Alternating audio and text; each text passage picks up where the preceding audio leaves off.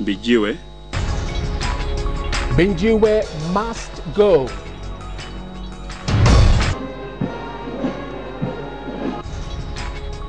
Looming crisis, police boss lock horns with police service commission. The battle is on. IEBC clears more candidates. Treasury to pick new head of Capital Markets Authority.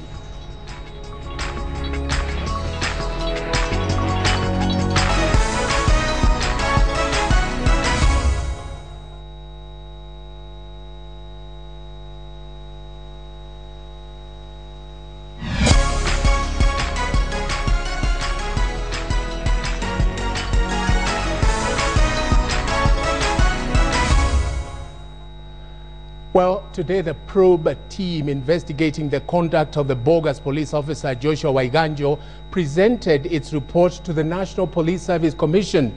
But one man was conspicuously absent during the presentation, and that is the Inspector General of Police. Now, it's not the first time that he has kept such a high-profile event by the Commission. Only yesterday, the Commission announced changes that included the abolishing of certain ranks and introducing new ones. Again, this was done in the absence of the Inspector General of Police. Now, this absence seems to suggest a much bigger problem within the police service. It is a problem that points to a simmering power struggle of some sort at Vigilance House, and somebody somewhere could be overstepping their mandate. Well, these events raise questions on the state of security ahead of the elections, which are barely a month away. The Commission yesterday announced that new county police commanders will be appointed before the general elections. But how would this exercise be carried out? Has the Inspector General been consulted with regards to this impending deployment? What will happen to the provincial and district police officers in the current structure? Who will the new county commanders ultimately report to? Now, it is a well-known fact that police forces worldwide thrive on clear-cut structures of command, and with an election round the corner, the last thing our country needs are two centers of power within the Police Service Commission that might jeopardize the security of the nation before and after the election. That is the notebook for this week.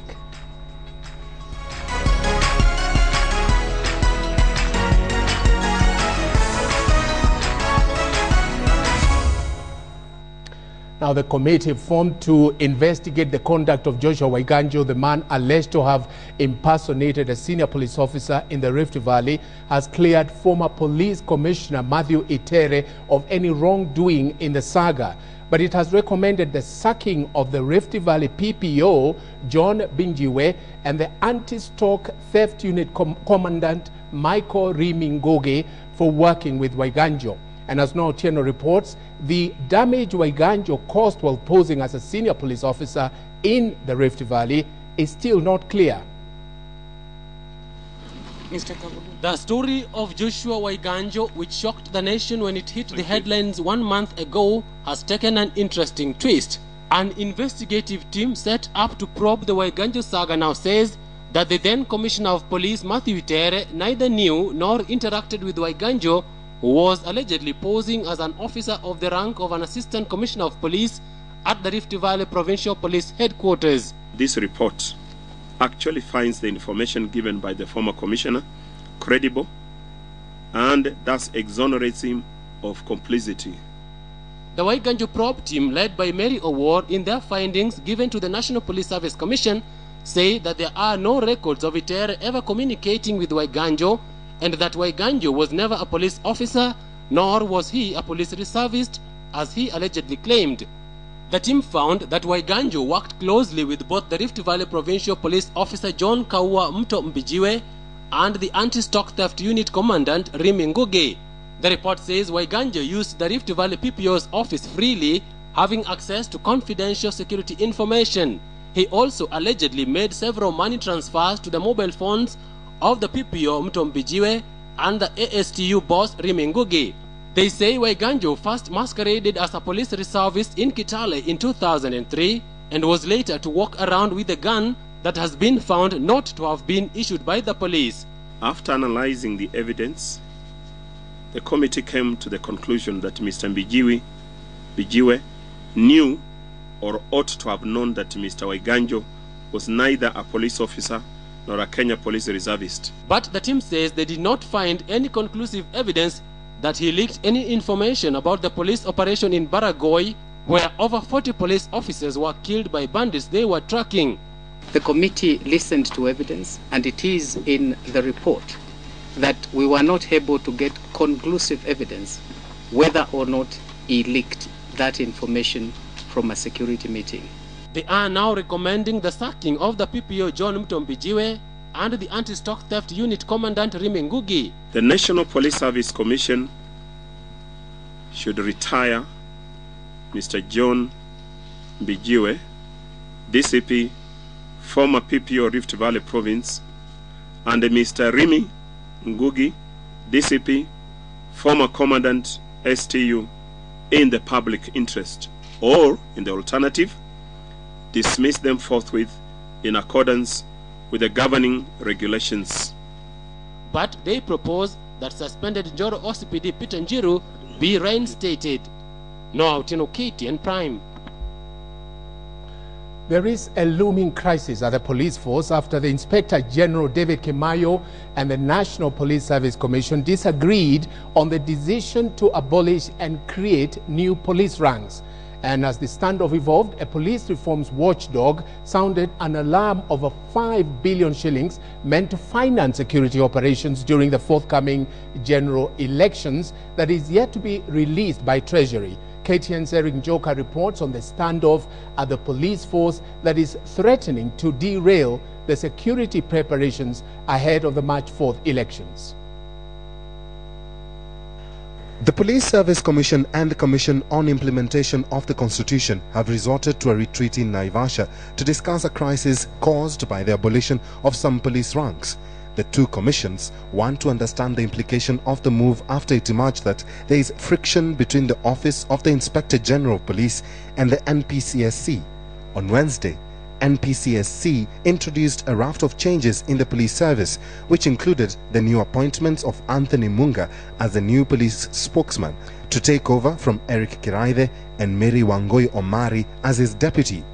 In addition, the Police Commission also introduced new ranks in the police service and abolished others, creating confusion in the command hierarchy. Those affected include all provincial police officers, their deputies, formation commanders, provincial administration police officers, officers in charge of operations, those in CID headquarters, police headquarters, and office of the president.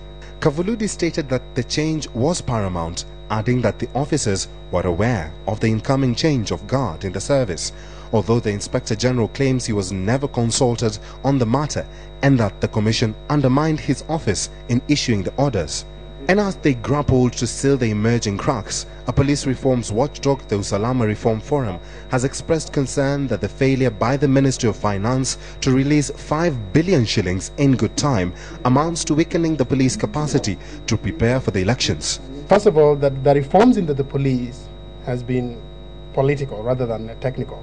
We've been playing politics with this, and we continue to play politics with this, and the damage that it's doing to our national security is going to be seen with the coming election. In November last year, the police service requested 5 billion from Treasury to finance their security arrangement during the elections, but so far no money has been released. Insider reports indicate that the government is only willing to release not more than 1.5 billion shillings. Eric Njoroge, KTN. And that story brings us to our big question tonight. We are asking you, are you satisfied with the police reforms made so far? We want to hear what you think, so start texting right now. Send your brief comments beginning with a yes or no to our SMS number 8040, and we'll be happy to sample some of your comments at the end of this live newscast. Now, the High Court has cleared Transport Minister Amos Kimunya to vie for the Kipipiri parliamentary seat after dismissing a petition against his nomination. The three-judge bench also threw out petitions against former Rarieda parliamentarian Nicholas Gumbo, former Kisauni MP Hassan Joho, and Gishuki Mugambi, who are now free to present their papers before the IEBC. And as Rita Tinina reports, more petitions were filed in court this afternoon, just as to tomorrow's deadline for presentation of nomination papers to the IEBC. A day after the High Court stopped the Independent Electoral and Boundaries Commission from receiving nomination papers of 10 candidates facing petitions, some of the candidates can now breathe a sigh of relief. A three-judge bench of Justices David Majanja, Weldon Correll, and George Odunga dismissed the petition against Trade Minister Amos Kimunya. A voter, Stanley Kehiko, had moved to court seeking to stop the IEBC from receiving his nomination papers, arguing that Kimunya was involved in electoral malpractices during the TNA primaries in Kipipiri.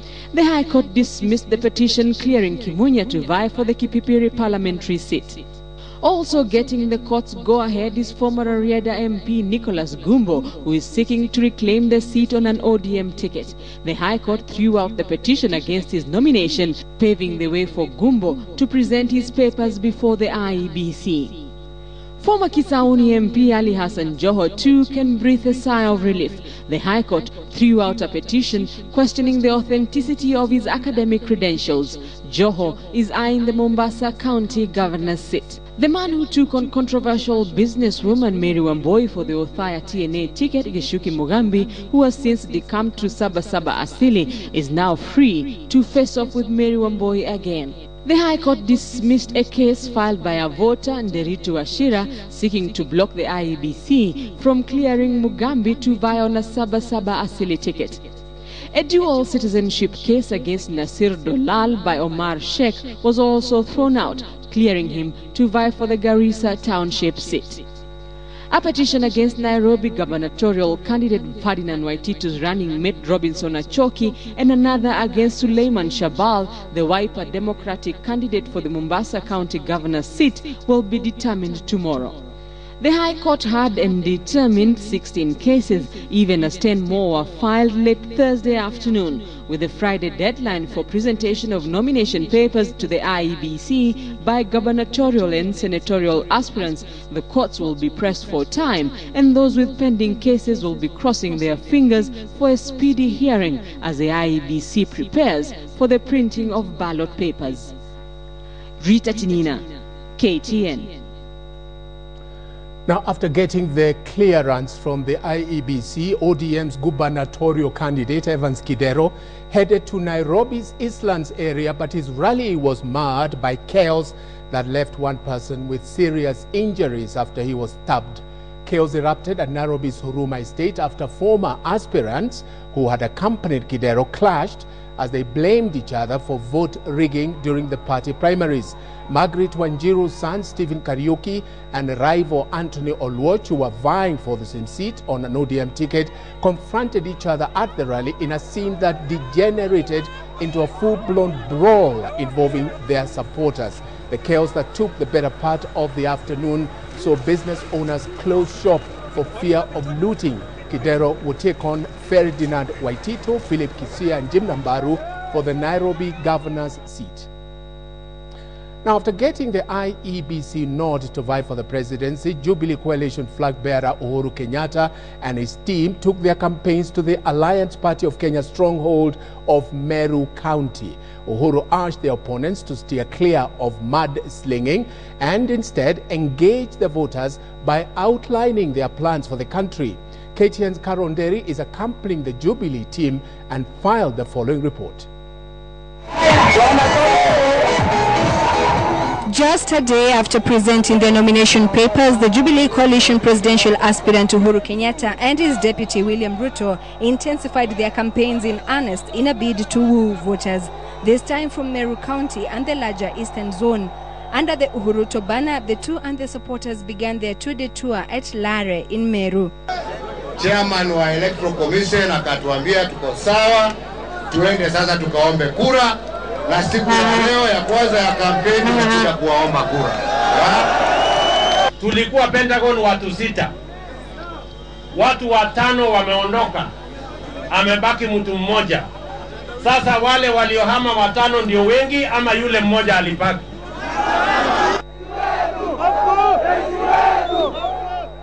Stiff competition is the order of the day in Meru County as the National Alliance and the Alliance Party of Kenya APK battle it out for votes in the region. Wengine watu wanasema basi ni chama cha Meru. Si wanasema hivyo? Kwani hao watu waligundua ni wa Meru wakati walikuwa wanatafuta kiti cha senator? Kiona huyo jamaa wa basi, unamjua? Unajua kiongozi wa basi? Umwambie angalie kwa ukuta. Tumeamua kitu moja. Kumegolo netien. Ngavare netien. Uhuru and Ruto expressed their optimism in forming the next government while asking their opponents to stick to issue-based politics. Tunatafuta soko ya chai, vile tunatafuta soko ya kahawa, lazima tutafute soko ya miraa kwa sababu wananchi wengi wa sehemu hii wanategemea miraa ili watoto wao waende shule na biashara yao iende mbele. Mimi nawaomba wenzangu, haswa nyinyi wa Meru, ndugu zangu, dada zangu, mnajua tumetoka mbali. Na mnajua hata shida ambazo tuko nazo hata nyinyi pia mko nazo. Kweli au uongo? Si ni hivyo? Na safari hii wale wazungu ambao walikuwa wanafikiria ya kwamba watatuambia vile tutatawala taifa letu la Kenya, tunataka wananchi wa Kenya waoneshe ya kwamba Mkenya sasa amekuwa mature enough na anaweza ku make decision na ako na haki ya kujitawala na uwezo wa kujitawala. While concluding their 2-day tour of Meru region, they are expected to visit the Rakanithi and Meru town regions Friday. As we approach the last lap of political campaigns, it is evident that it is bare-knuckled politics as the politicians try to outdo each other. And the Jubilee coalition leaders were here in Meru today, confident of forming the next government. Carol Derry for KTN in Lare, Meru County. It is indeed the last lap of the campaigns, and they're getting heated by the day. Let's check on the latest on the nominations. Some have failed to get clearance from the IEBC today after issues arose with their credentials. Now, the ODM Kisumu County Governor aspirant Jackton Ranguma has been denied a nomination certificate by the electoral body after he failed to produce verification for his degree certificate. Now, from Mombasa, the electoral body declined to clear Abdallah Mwarua to run for governor's seat on TNA ticket for lacking a bachelor's degree. Now, facing similar predicament is Housing Minister Soita Shitanda, who was blocked from contesting a governor's seat for Kakamega County on New Fort Kenya party ticket unless it's cleared by the Commission for Higher Education before the close of business tomorrow. Now, Patrick Amimo has the IEBC shocker for gubernatorial aspirants. ODM's Kisumu County Governor aspirant Jack Ranguma has until Friday evening to prove that his academic papers are in order. Ranguma produced a master's degree certificate in accounting from the University of Illinois in the US without any clearance letter from the Commission for Higher Education. The Commission is supposed to approve all degrees awarded by foreign institutions. In Mombasa, Abdallah Marua also has until Friday to get clearance from the Commission for Higher Education before he can be allowed to vie for the governor position on TNA ticket. Marua presented a diploma certificate and master's degree certificate from the University of Southampton in the UK. However, he lacks a bachelor's degree. Outgoing lawmakers Ramadhan Kajembe, Hassan Joho and Najib Balala were all cleared to run for various elective posts. Housing Minister Soita Shitanda's fate to contest for Kakamega County Governor's seat still hangs in the balance. He has until Friday to produce a clearance letter from the Commission for Higher Education validating his degree before he can be cleared by the electoral body. In Nairobi County, Bishop Margaret Wanjo was cleared to run for Senate on ODM ticket, while Mike Mbuvi was cleared to contest for Senate on TNA ticket.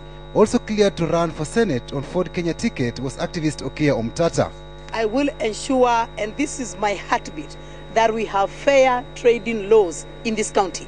fair trading laws means that we can be able to build markets for the people. We can be able to remove the hawkers from the streets and give them trading places where they can conduct their businesses without us harassing them. We need to set up more pedestrian flyovers. We need to talk to local investors, foreign investors, to set up industries locally here in Nairobi. Evans Kidero was cleared to contest the Nairobi governor position on ODM ticket. His running mate is Jonathan Muweke of the Wiper Party. Also cleared for governor race on TNA ticket was outgoing Embakasi MP Ferdinand Waititu. Former Nyeri lawmaker Wanyiri Kihoro was cleared by the electoral body to run as an independent candidate for the Nairobi governor. His running mate is Joseph Odula. I also decided to run as an independent because of how the party political movement has become weakened in this country. Those seeking positions for the governor, women rep and senator in Nairobi County have been given Thursday and Friday to present their papers to IEBC for clearance. Conspicuously absent is Philip Kisha's name for governor. He has up to Friday to present his name or miss out on the ballot. KANU chairman Gideon Moi was cleared to contest for Baringo Senate seat on a KANU ticket under the Amani coalition. With the grace of God and the goodwill of the people of Baringo County, I'm sure I will capture this seat.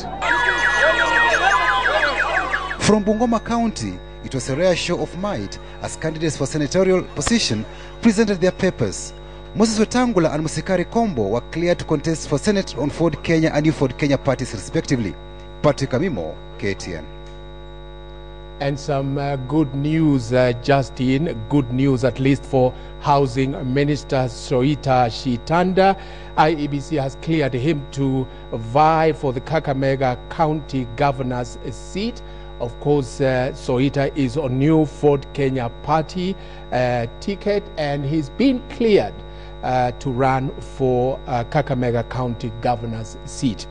Now, two of retired President Daniel Arap Moi's sons have thrown their hearts in the ring for elective positions in the counties of Nakuru and Baringo. They have vowed to show that KANU's glory days are not yet over in Rift Valley politics. Will they continue their father's legacy? KTN's Nakuru County reporter Zipporah Karani has the rest of the story. The departure of retired President Daniel Arap Moi as a member of parliament for Baringo Central saw the Moi name stay out of parliament for a while as KANU eased its grip on Baringo and the Rift Valley region. Now, two of President Moi's sons want to come back with a bang to ensure the cock crows once again in the region. The KANU chairman Gideon Moi is gunning for the senator position in Baringo County. With the grace of God and the goodwill of the people of Baringo County, I'm sure I will capture this seat. His brother, Raymond Moi, is seeking to clinch the parliamentary seat in Rongai constituency on the KANU ticket, this being his third attempt, having failed to get it in 2002 and 2007. Vile walikuwa wamenieleza we Raymond we poa kando, huyu apite. Bas nilipoa miaka 5 hata sikusirika. Lakini kitu moja, hata ingawa nilianguka, hata nyinyi mlianguka. The Moi name is a respected name in Rift Valley politics, and the Moi sons believe they have a lot to offer in the respective regions where they are seeking political office. Immense influence. We've done tremendous work, and we've had an excellent network, grassroots network, which has taken time to revive it. But it's now up and about. We've covered every single seat we'll be contesting, and I'm very confident that we'll carry the day come March 4th. Tuko na matatizo nyingi sana hapo Rongai. Tuko maneno ya security, tuko maneno ya barabara, tuko maneno ya education. They will fight to continue the KANU influence against the onslaught of the newcomer United Republican Party led by Eldoret North MP William Ruto, himself a political student of retired President Moi. We welcome them, we welcome competition, but as I say, we will come on the top of the situation. I'm confident in that. Na nyinyi hapa pia, sumeamua kuwa wajogo pia. In Cabernet Town, Bunge la Wananchi Forum, organized daily by locals, expressed different views about the face-off between KANU and URP. Hiyo mambo ya chama sana. Hapa ni mambo ya sera sana. Manake kuna machama aina nyingi. Kuna chama ambazo ziko strong hapa ni KANU na URP. Sasa katika hizo mbili zote tutaangalia sera za mtu. The Moi sons insist their father did not influence them to stay in KANU, saying that it was a personal choice. We will not choose parties, we will choose individuals. Tumechoka na hiyo. Rafiki yangu Gideon tulikaa pamoja, namjua yeye akiwa mdogo, sasa amekuwa mkubwa. The influential Joshua Kulei has endorsed Gideon Moi's candidature for the Baringo County Senator post. Zipporah Karani reporting for KTN from the county of Nakuru. Zipporah Karani all the way from Nakuru. Well, it's a season of great live shows here at KTN.